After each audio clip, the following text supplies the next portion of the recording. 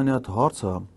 անգիրարած դրել ես դեմդ, այս վերջին շրջանում ով գալիս է այդ հարցը տալիս ես, այսինքն ոնց չի ասե, եկեղեցին չի ասե մի սպանեք, մի շնացեք, մի թալանեք, դրանք պատվիրաններն են, ոչ չի ասե, ուղղակի դու եկեղեցի չես գնում, չգիտես, թե եկեղեցականները ինչ քարոզ են անում, ինչ ուսմունք են տարածում, ինչ գաղափարներ են տարածում, այդ դու տեղյակ չես։ Հիմա որ պետությունը չի հանձնվել թշնամուն, եկեղեցին էլ ասել, ինչա երկիրը հանձնում թշնամուն, հակառակը,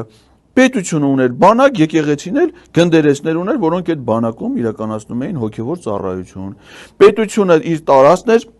ամրապնդում, եկեղեցին էլ ընդ կառուցում էր նոր եկեղեցիներ, նոր վանքեր, նոր մատուռներ, այն առաջնային դիրքերից սկսած մինչև քաղաքներում բան։ Այսինքն ինչ պիտի ասի, եկեղեցին պիտի բանը դիտորդ էր ընտրական, որ այդ ընտրական գործընթացներին ասել, ընչեք ընտրություն կեղծում, որ չգիտեմ Պետրոսի բարգավաճը ձեն հավաքի։